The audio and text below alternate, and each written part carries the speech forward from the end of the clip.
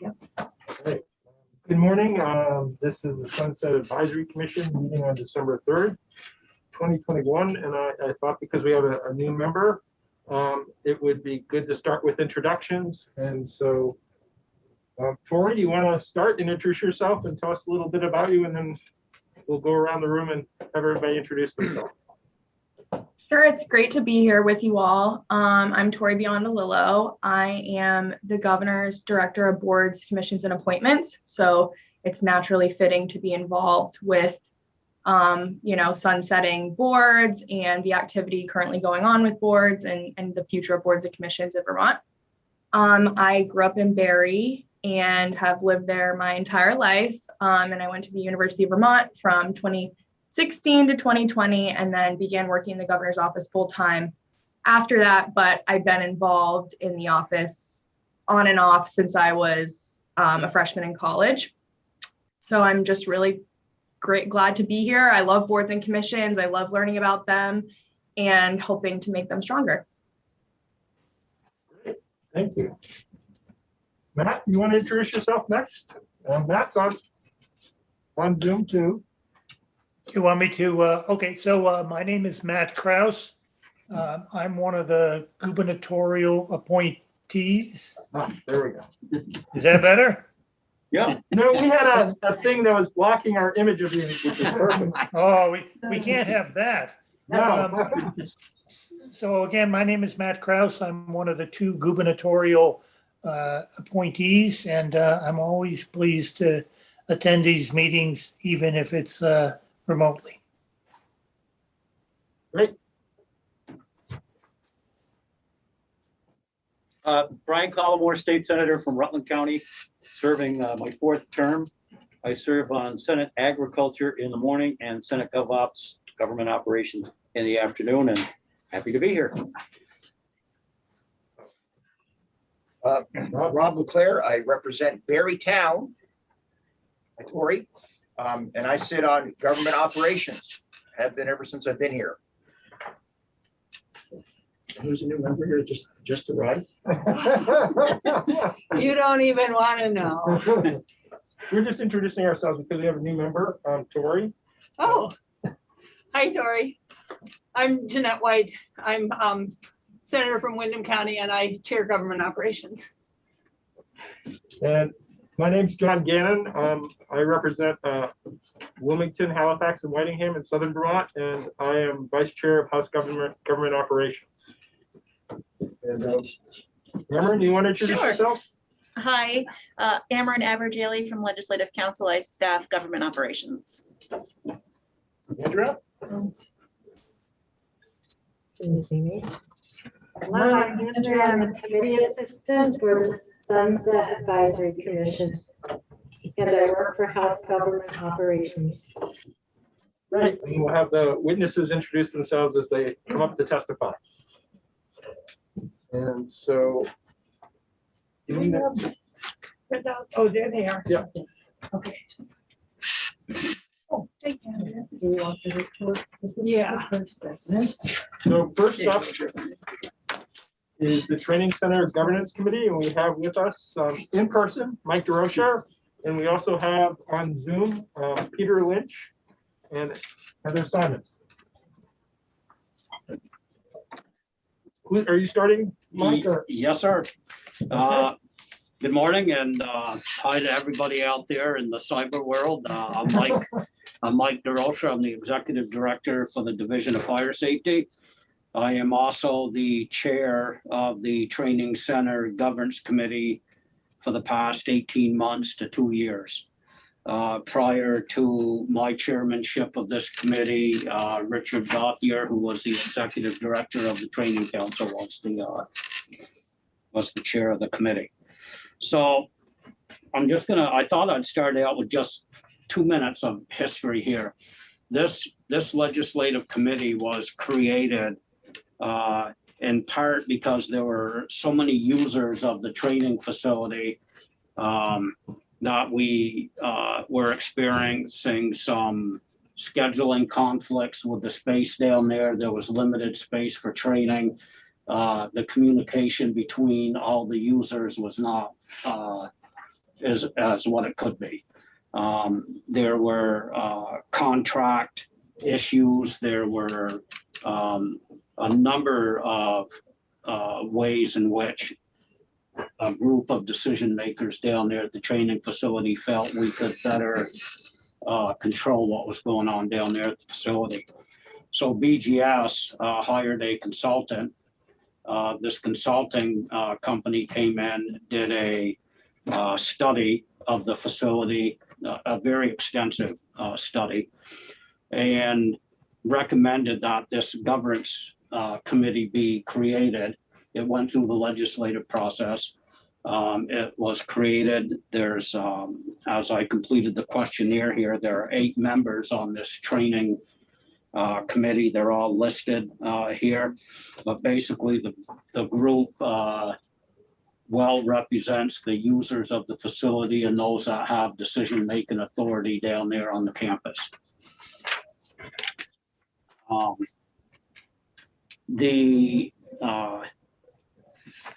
included in the packet the 2016 legislative report, which I thought would be beneficial if you had the opportunity to read it. It gives a pretty good glance and overview of some of the challenges down there that we face at the facility.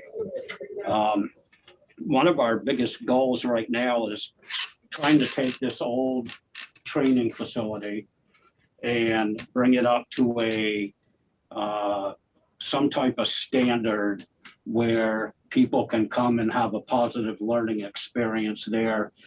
Also, a facility that is safe for the people that are there. There are a number of infrastructure deficiencies that exist down there at the facility, including electrical wiring, heating. The list goes, is pretty extensive. So part of this governance committee purpose was that we could best determine what the potential future use of this facility would be, so that we're not wasting taxpayer dollars and throwing money into something that is not well thought out. So part of the responsibility that this training governance committee has is we are responsible for capital construction projects down there. So the benefit to the legislature is you have a single voice that comes out of that campus now. You're not being bombarded with 4 or 5 different construction bills coming from 4 or 5 different users, when in fact some of these projects may be overlapping each other and costing more money. So now we have a single voice that comes out of that campus for legislative purposes. This year, I know I'm jumping around a little bit, but I don't have a whole lot of time. No, that's fine. Our biggest push right now is last year we secured $50,000 worth of funding. To $15,000 was allotted to hire an engineer to figure out a way to fix the shooting range roof down there, because it leaks water onto the concrete pad where people are discharging weapons, and it's just not a safe situation. So because of the lead vapor that's given off at the shooting range, you would think it was just an easy fix. It's not. So we do have funding to address that. The other remaining $35,000, we put together an RFP. This RFP is to look at the main building and the West Cottage building down there to determine what would be the best use of, while we upgrade those structures, what would be the best use, recognizing what the training potential is down there now. So the first RFP went out several weeks ago, and we actually didn't receive any bids back. So it got resent out again. We subdivided them, so we sent 2 RFPs out, one for the shooting range and one for the building. And I don't know what the status of those are. It was just sent out about 2 weeks ago, so we're still waiting to hear back. We are, this group of, the membership of this group, we get along real well down there. We have a relationship with the community of Pittsford. Take away the COVID environment, the municipality or the town of Pittsford, they use the facility too. They used to. They would have, bingo. There are all kinds of different little community things they could do. They could take walks around the campus, so it was pretty open prior to COVID. So this committee is active. It hasn't been, the meetings have been a little bit fragmented. So I'm gonna be transparent with the committee here. We need to do a better job posting our minutes. We're gonna put that in fire safety on their webpage. So all the documentation, these reports will be on our webpage in one location. So we're working on that right now. This committee does not have a budget. We have no administrative support. In the governance committee consultant report, one of the findings was that there should be an administrative position down there to do all this scheduling and stuff, but there isn't. So outside our normal job duties, we all get together and communicate and work those things out internally. So there is no budget, there's no per diem. The participants are reimbursed by their particular employers, to the best of my knowledge. This committee did have some successes. We did receive funding for the East Cottage renovation. That was a perfect example of why this committee is so important. We created 24 dorm rooms. I was paying fee for space, specifically fire safety, for a number of years with no access to the building because of asbestos and some other stuff. That building is due to be completed. Pete, you may be able to correct me, but I think it's January. That building is scheduled to be completed. So that's going to allow a variety of different uses, especially for first responders. Rather than driving down into Rutland to stay in hotels and stuff, they can come down and stay in this dorm now, right on campus. We will be able to draw in additional users to the facility that we previously could not do. The other advantage is, as we look optimistically on getting some of these other enhancements done down there, it'll allow swing space so that the state police and stuff can use this dorm while their old space is being renovated. So this was pretty well thought out. We get one dorm building that was vacant. We were paying fee for space. It's all fixed up. Now we got some swing space to allow us some flexibility moving forward. That's kind of a quick rundown on this. This committee looks at the contracts down there. If the capital construction stuff's pretty important, because if we're gonna need a storage, like for example, I have 20 fire training trailers that sit out in the snow all year. So Pete's staff always have to clean these things out and so forth to transport them to the different counties for training. It'd be nice if we had a storage place for these. Well, does VSP need storage space? Does, the other entities down there need storage space? So these are the kind of the conversations that take place within this committee. So we get one storage building, not three. Okay. That's kind of the purpose of this. The sole purpose of this was to provide a single avenue for the users of this campus to communicate with the legislature on the running of the campus. We do not get involved in the specific training. So we don't regulate or impose training requirements on firefighters or law enforcement. That is done by their respective councils. Question? Sounds like you think it should stay. See, thank- I said, it sounds like you think it should remain. Absolutely.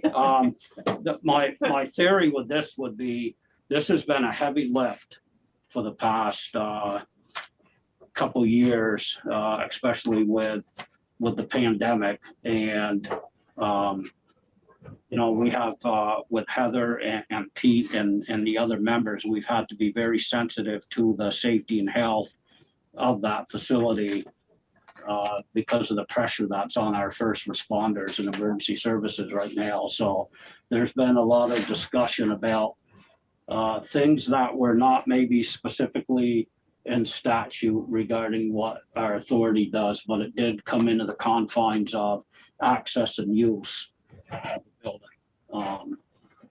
So that's kind of the governance committee. We look, I just think it's a real benefit for the legislature to have a single voice that you can reach out to regarding matters of access and use and construction and all that stuff down there at the facility. Now, you said there are certain things that aren't in statute. Is there something we could modify that would assist you? We're Get your job done?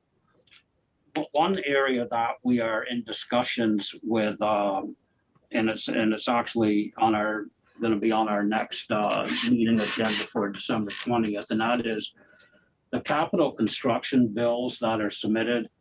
It's a little clunky as to, because it doesn't, the law doesn't stipulate who submits those bills. So public safety took this one and did it, and that's how it was set through public safety. But you know, should these capital construction bills come through BGS because it is their facility, right? So there's that discussion we will have, and we will iron that out internally, but it is not in the statute who submits those construction bills.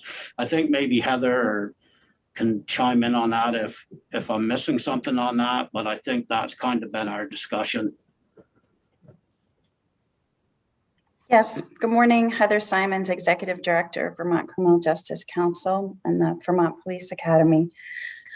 I think you just said it all, Director DeRocher. We just need to discuss internally what direction we go in and how we make requests and assessments with regards to the larger need and the functionality. So this is a little bit off topic, and perhaps it's something that we might look at it at a different time, but would this, from my conversations with both law enforcement and fire departments and EMS people, particularly fire departments and law enforcement, there's a need they see a need for more regional kinds of training instead of everything being at Pittsburgh. And I know there are regional training things that go on, but to see more of that, is that something that, and I'm not going to talk about now about the need for that, but is that something that this governance committee would address, or would that be, because they're only concerned with the campus, would that be more in the department of Pete and Heather?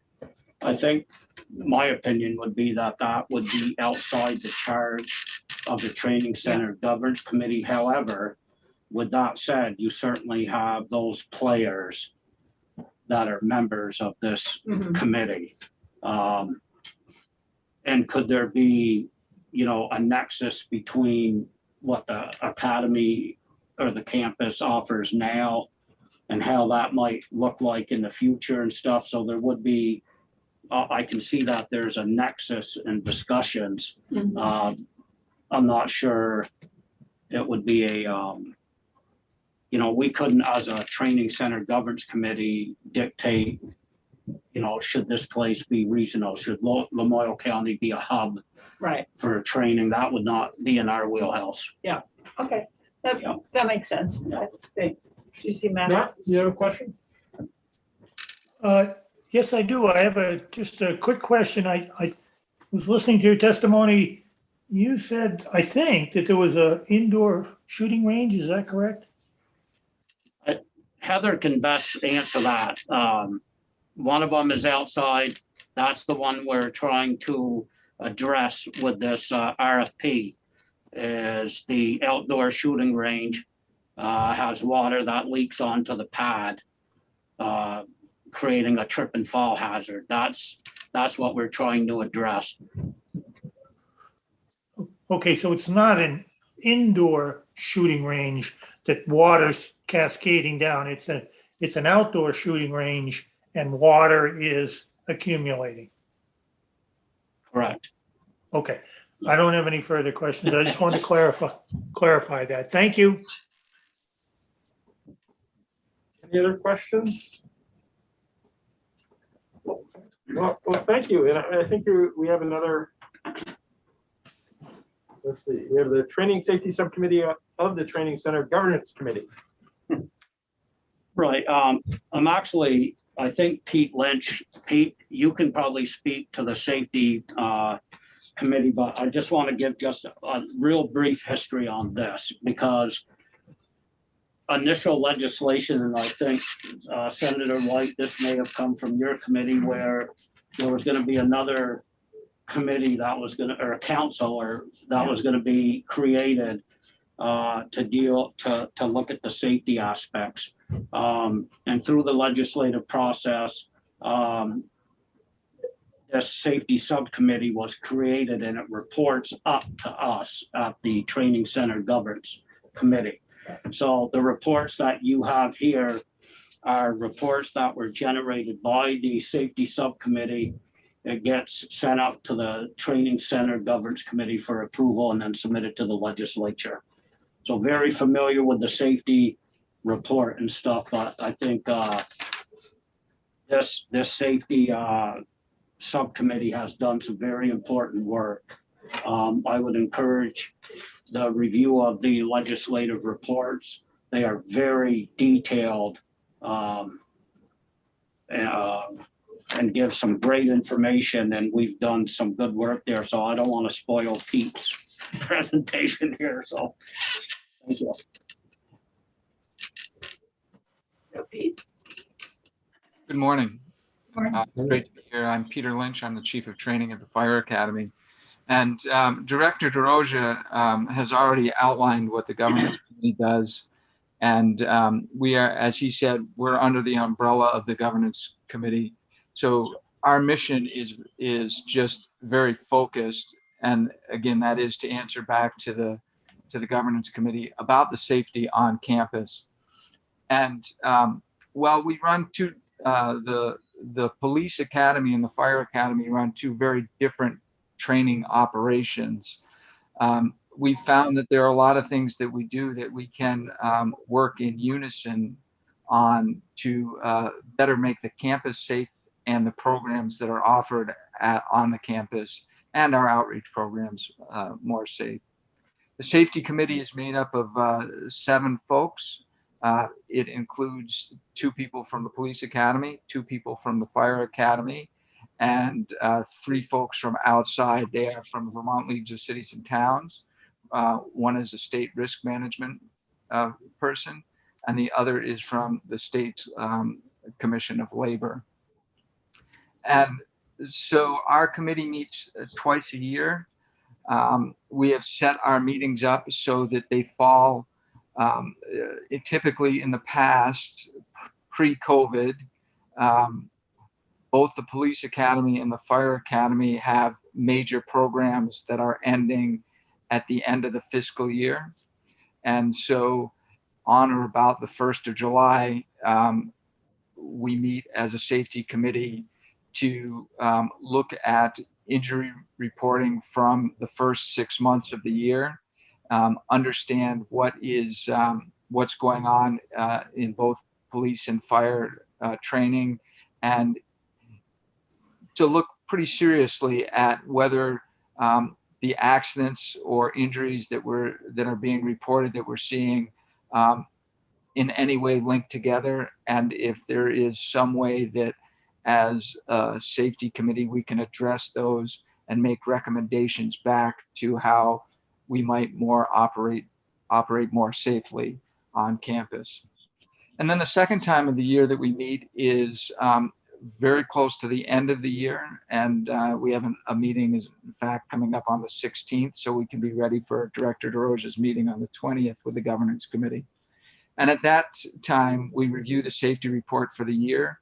We talk about how it compares to previous years. We talk about what measures have been or will be put in place to make the overall campus and each training safer. We recognized a few years ago that the police academy and fire academy were not necessarily looking at injury reporting or accident reporting in the same way. We weren't really following any, to nobody's fault, we weren't really following the same path. So we created documentation about how injury reporting would be completed to the safety committee, what type of injuries were important to address or accidents. If you have seen the report or you're going to look at the report, there's a lot of data in there that we have asked for or the safety committee has asked for, so we can better understand simply, is there a way to be safer? And I seem a little redundant, I'm sorry for that, but that's kind of our mission.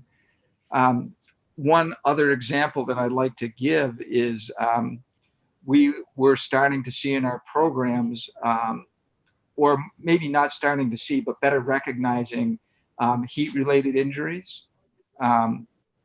And so together we put together policy on how to deal with heat-related injuries and heat stroke, and brought some training in for our instructors on both sides, police and fire, so that we would better be able to recognize people that were having heat stress related issues. We also put in place policies to address how we would address heat related injuries to the point where, and it may seem silly to you, but if somebody's in having a episode related to heat stroke, waiting to get to the hospital is going to be very damaging to that individual. And so we have done stuff at the safety committee level, as simple as recommending and endorsing the purchase of a larger ice machine and tubs that we can submerge people in to reverse the effects of heat stroke very quickly, so there is no long-lasting effects to their injuries. We also talked about how do we prevent somebody from getting to the point where we have to submerge them in a bath of ice to do some quick cooling in order to save their lives. And I think we've really successfully done that. So the safety committee does hold a really, it's a really valuable group. And the governance committee takes quite seriously the information we put forth to them, and I'd recommend that it stays in place. Rob, you have a question? Yeah, I have a couple questions. Good morning, Peter. How are you, sir? One, and I'm sorry I missed it. When was this safety committee instituted? 3 years ago, Director. Yeah, that sounds right. Well, I'm looking at, I was looking at the report here, the police academy injuries in particular. And I'm just curious to know, the safety committee in 2017, it looks like you had 16 reportable injuries. 2019, you had 30. I'm curious to know what 2020 was like, and has something changed between the reporting from 2017 to 2019 to make that number like almost twice as much? Yeah, that's a great question. And that goes back to the statement we made earlier, or that I made earlier, that there were some inconsistencies on how we reported and what was considered an injury and what was reportable and what was not reportable. And so the spike you see to 30 was not a result of bad work or carelessness. It was simply how that year's reporting took place. And so that was the pinnacle, if you will. And if you look at the reports after that, the numbers have dropped on both sides, police and fire. And that's some of it is based on our commitment to safety. It's also based on the fact that there's now one method of reporting that we both use. And some of those 30 reports that you saw during that year were not necessarily considered reportable. For instance, if somebody was running and twisted their ankle, or they had something that was I know, here's a good one. They had training on a Thursday, and Friday morning a student woke up and they were sore. They had a sore neck, or they had a sore shoulder or a sore wrist. It sought no medical attention. It was stuff that was normal, I would say, for the work that they were doing, the exercising they were doing. And so those things are no longer reported. They're unless for some reason they escalate. Thank you for that. So is it reasonable to extrapolate from this that the change was between 2017 and 2018, potentially, that's why there was a spike? Because I have to say, if this group was convened to reduce injuries, this might be one that you would consider not using, but I understand that things are different now. That's exactly when we started. And as a matter of fact, it was the suggestion was made by Labor and Industry and Risk Management that after that year in review, that our methods of reporting were not I guess I'll use the word overzealous. We wanted to be very careful and very, very transparent. And some of what was being reported was not necessarily appropriate. And at the same time, we really started working hard on how collectively we would make some changes. And the folks at the Police Academy have done a tremendous job about looking inward at their training and how to make it safe. One more question, I'll be quiet. So do you have the numbers from 2020? Just out of curiosity, is the Police Academy injuries? Did it make the report? Yeah, they're in the report that was submitted to you, that the director gave you. And we do a bell curve. We show you numbers for 3 years, the previous 3 years, in that as well. Okay, sorry, thank you. Apparently you didn't look far enough or didn't look at the right report. No. And if I'm sure you are interested, the 2021 report is being put together right now. On the 16th of December, the Safety Committee will review that with the folks from both Police and Fire Academy. We'll make changes based on their suggestions, or we'll answer to them. And then we will report out on the 20th of December to the Governance Committee. And after the first of the year, Director DeRosa and Director Simons, I'm sure, will be sitting in front of the legislature with that report. Right. Thank you. Nice job, Peter. And as the commissioner mentioned, this is very detailed. I don't really have a question, just more of a comment.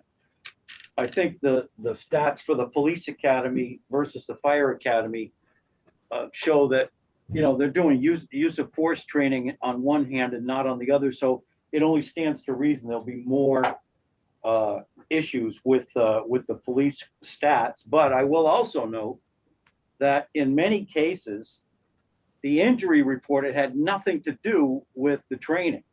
Somebody fell out of bed, or somebody slipped in the shower, or somebody was playing Frisbee on their day off and were injured. It really has nothing to do with the training. So I thank you very much for the detailed report, and I'm fine leaving this as it is. Yeah, I will just make a comment here that this is an example of, I think, actually good legislative work along with the governance committee, because, and I don't really know where it came from, but when it came to us, it had a whole separate council or board being set up to do this. Yep. And through testimony from the governance committee, it said, why would we set up a whole nother board and just make it a subcommittee? So I think that it was due to your representation and your testimony here that this was a subcommittee instead of a whole nother committee council. I would just add to that, that Dan Whipple from Vermont Occupational Safety and Health is on this safety subcommittee. That's a very transparent approach to the safety down there at the facility, to have occupational safety representation on that committee. That's worked out well. And to reinforce what Pete said, Dan had some input into the reporting on injuries. What is an injury? You know, so he provided the input on, you know, what is an injury and what isn't from their perspective. Consistent reporting is always a good thing. Yeah. Yep. You know, Any other questions? Also, Thank you. Well, thank you, everyone, for coming Thank in to you. testify by Zoom. Yes, thank you.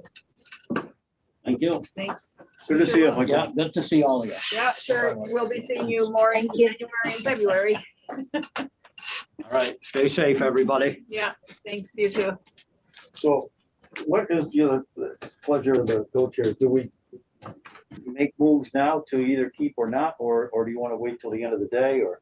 Well, we have like 20 minutes before our next witnesses are coming in, so it might be a good use of time Yeah. to discuss these two. Okay. I think both should stay, both the governance committee and the safety subcommittee. It seemed like good cases were made for both, and I didn't see anything egregious in either of them. I'm wondering, there was a corrections person that's vacant. I don't know whether that's as a result of the turnover in that. And there was also a vacancy on the training subcommittee or the safety subcommittee, but those folks can deal with that. The corrections one may be due to turnovers, but it also might be due to the fact that they're only staffed at 56%, and they can't spare one single person to go to anything other than the facilities. Okay. I don't know if that's the case, but I do know they're only staffed at 56%. Any other thoughts? Rob? I agree with Brian. I still haven't been able to find that report on the 2020, but regardless, as long as they went back down, then I agree that they're